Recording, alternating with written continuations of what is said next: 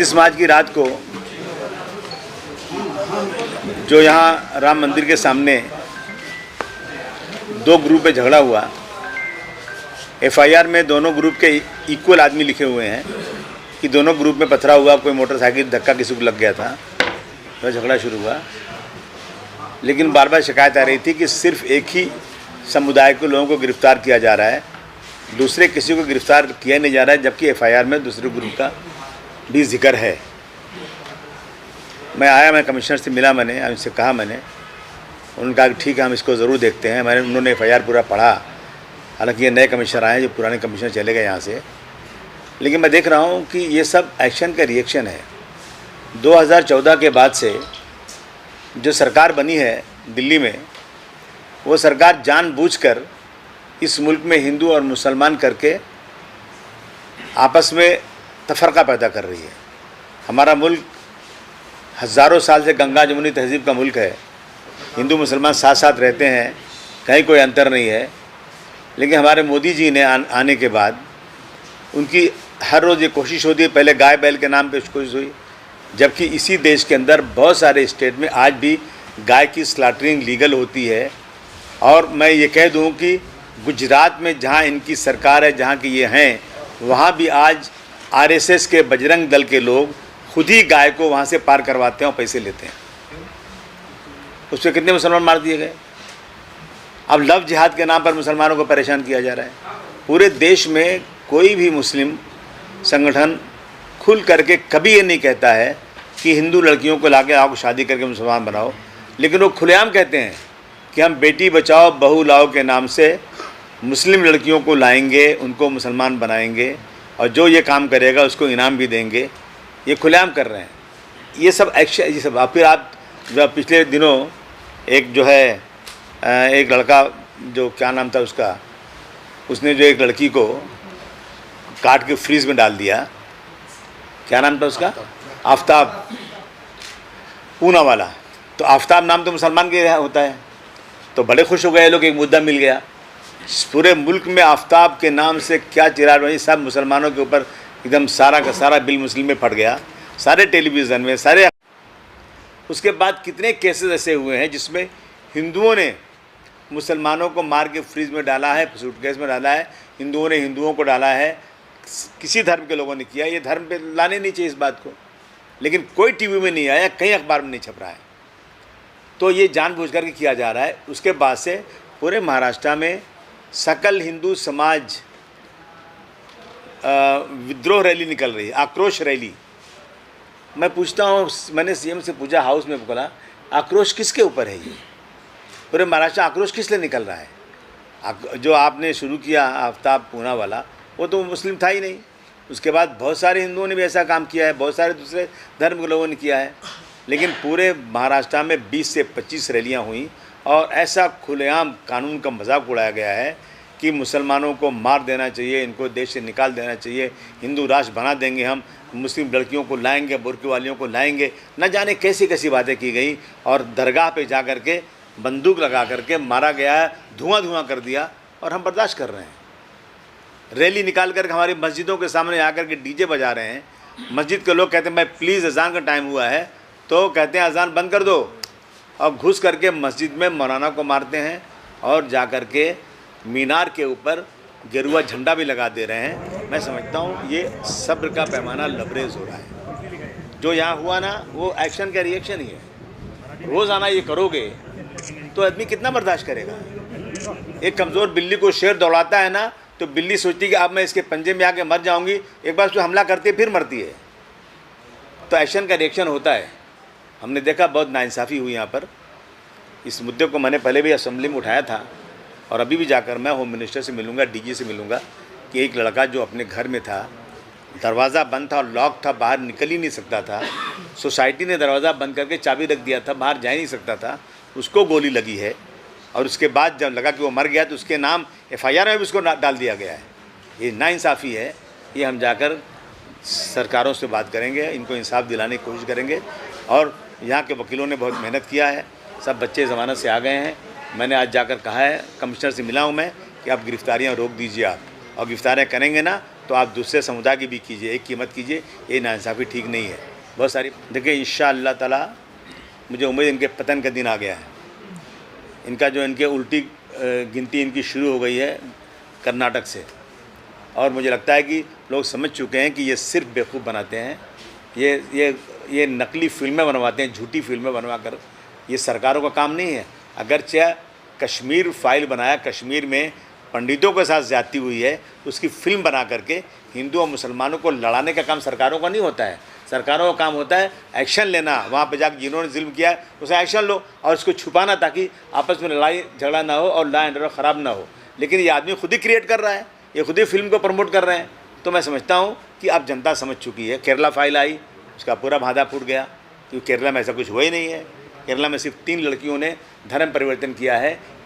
2 लड़की क्रिश्चियन थी, मुस्लिम नहीं थी, उसने वो भी मुस्लिम बनी है, और 1 लड़की हिंदू थी, वो मुस्लिम बनी है। कितनी लड़कियां मुस्लिम हिंदू बनती हैं? कोई नई बात है क्या? हज़ारों सालों से ये काम होता रहा है कि हिंदू मुस्लिम हिंदू बनता है, हिंदू मुस्लिम बनता है, बन ही रहे हैं।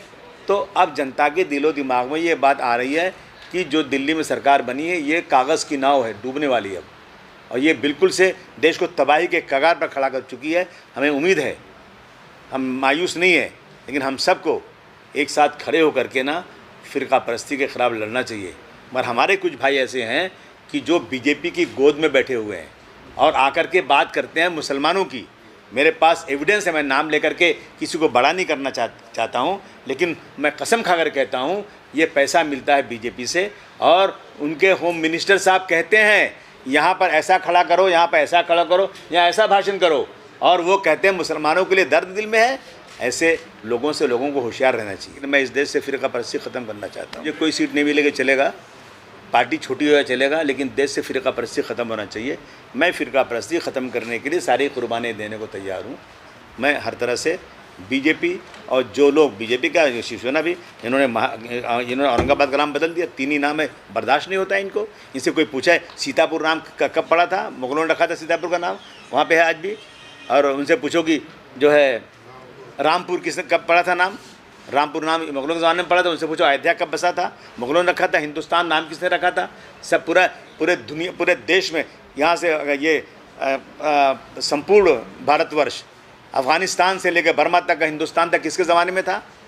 यहाँ की जीडीपी क्या थी? 24% थी, आज क्या है? 4% पे है।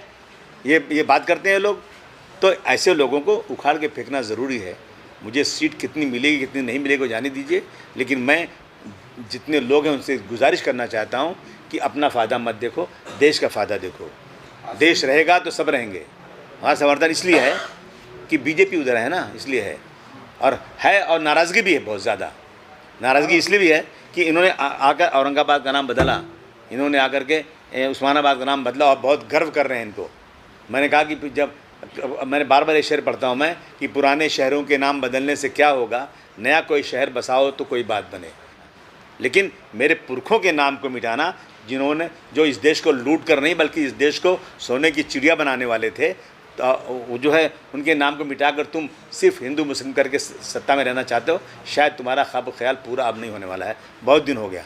नहीं, देखिए ऐसा है ना कि जो लोग भी बीजेपी को सपोर्ट में हैं, जो मजबूत मुसलमान हैं, जो बीजेपी के ख़िलाफ़ जा सकते हैं, सेकुलर हैं, ऐसे लोगों के ख़िलाफ़ आज जो है ना जो सरकार बैठी हुई है, कहीं न कहीं से उनको तकलीफ़ देने का काम कर रही है। मैं समझता हूँ कि जो उनके साथ जो हुआ अतीक अहमद के साथ में, देखिए अतीक अहमद के साथ में कोर्ट ने सज़ा दे दिया था उनको, उम्र कैद की। कोर्ट उनको पकड़ती, उनको सज़ा देती, उनको फांसी देती, कोई बोलता नहीं, कोई नहीं बोलता। लेकिन जिस तरह से खड़ा करके पुलिस की निगरानी में जानबूझ करके रात को 10 बजे लाना और उनको खड़ा करके मीडिया से बात करने का चांस देना और एक आदमी को मारने के लिए आगे ला कर देना, 44 सेकंड तक गोली चली और पुलिस खड़ी तमाशा देखते रही। मैं समझता हूँ ये खुलेआम देश के अपना कॉन्स्टिट्यूशन की धज्जियाँ उड़ाई जा रही हैं। इसकी मैं नहीं बल्कि पूरी दुनिया मुखालफत कर रही है कि पहले हज सब्सिडी ख़त्म की गई। हज सब्सिडी हम भी टैक्स देते हैं, हम भी इस मुल्क के रहने वाले हैं। और उसके बाद जो आज भी कुंभ मेले पे 4-4, 5-5 हज़ार करोड़ रुपया सरकारें दे रही हैं। जो सरकारें तीर्थ यात्रा पे जाने के लिए 50-50 हज़ार रुपया एक लोगों को देती हैं। हम भी इस मुल्क के, हमारा भी हिस्सा यहाँ पे है, हमें नहीं मिल रहा। और हमारी चीज़ें जहाँ हज पे हम जा रहे हैं उसको महंगा कर किया जा रहा है और उसका मिनिस्टर बना दिया है स्मृति ईरानी, क्या नाम उनका, हाँ वो ईरानी को बना दिया है। तो वो जो है वो इसकी मिनिस्टर बनी हुई हैं और कोई सुनने को तैयार ही नहीं है। ऑफिसर बैठे हैं बम्बई में, जो उनसे बात की जा रही है वो कह रहे हैं मैं उन्होंने भेज रहा हूँ, मैं बात कर रहा हूँ, लेकिन कुछ नहीं हो रहा है। ये सेंट्रल गवर्नमेंट का मसला है, इसका फैसला महाराष्ट्र सरकार नहीं करेगी, इसका फैसला सेंट्रल गवर्नमेंट करेगी। सेंट्रल गवर्नमेंट को जो इसके हज के चीफ ऑफिसर बैठे हैं, मिस्टर याकूब नाम है उनका, उनको मेमोरेंडम दिया जा चुका है। बहुत बड़ा नुकसान पहुँच गया यूपी में समाजवादी पार्टी की सरकार बनते बनते रह गई। कहीं 300 वोट से, कहीं 500 वोट से, कहीं 1000 वोट से, कहीं 2000 वोट से, कहीं 4000 वोट से, थोड़े थोड़े लोगों ने। और आप जाइए, सच्चाई ये है कि बीजेपी के पास बहुत फंड है, वो सत्ता में है। उनका जब वो मोदी जी आए थे तो कितना उनके पास बैंक में क्या बैलेंस था पार्टी का, अब कितना 1000 करोड़ वो आप देख लो। तो ये लोग जो है ना हमारे लोगों को बुलाते हैं और बिठाते हैं, चाय पिलाते हैं और कहते हैं भाई तुम इस सीट पे खड़े हो जाओ, तुम इस सीट पे खड़े हो जाओ। तो वो बोलता है हमारा पैसा नहीं है। बोले कितना लगेगा? बोले 50 लाख लगेगा। तो बोले लो हमसे पैसा लड़ो इलेक्शन। आप जाओ बीजेपी के दफ्तर में, शाम को देखना हमारे लोग बैठे रहते हैं, चाय पीते हैं, पैसा लेते हैं और खड़े होते हैं। 500, 1000, 2000, 4000 वोट काट करके बीजेपी को जिताकर तालियां बजाते हैं। अगर ऐसे ही होगा तो फिर क्या होगा? फिर ये जो मुस्लिम नाम से पार्टियां हैं ना, वो मौलाना अबुल कलाम आज़ाद साहब ने कहा था कि मुस्लिम नाम से कोई पार्टी नहीं बनना चाहिए। अगर आज मुस्लिम पार्टी देश में कोई मजबूत है तो एक पार्टी बदरुद्दीन अजमल की है आसाम में, उनके पास MP ज़्यादा हैं, MLA ज़्यादा हैं उनके पास। एक पार्टी और है मुस्लिम लीग, केरल में सरकार में रहती है, उनके पास MLA ज़्यादा हैं, लेकिन वो अपने आप को मुसलमानों को लीडर करके पूरे देश में वोट काटने नहीं जाते। कुछ लोग अपने आप को मुसलमानों को लीडर करके जाते हैं और खड़े होते हैं, ज़ीरो होता है, एक सीट नहीं आती है, लेकिन थोड़ा थोड़ा वोट लेकर भाषण करके हमारी जो सेकुलर वोटों को बंटवारा कर देते हैं और बड़े खुश हो जाते हैं। ऐसा है ना कि सभी अन्याय कर रहे हैं सिवाय एक ही कि जिसका नाम लिया वही न्याय कर रहे हैं, क्योंकि सत्ता में कभी आएंगे नहीं तो न्याय करने का सवाल ही पैदा नहीं होता। वो चिल्लाते रहेंगे कि मैं ये कर दूंगा, मैं ये कर दूंगा, और सत्ता ही में नहीं आओगे तो करो कब? वो सबके मुलायम सिंह जी के धोती के नीचे कौन सा नेकर था चिल्लाते हैं, अखिलेश को क्या, आजम खान को क्या, माँ बहन की गालियाँ क्या कहने किया है। सबसे अच्छी दूध की धुली पार्टी उन्हीं की और कोई पार्टी नहीं।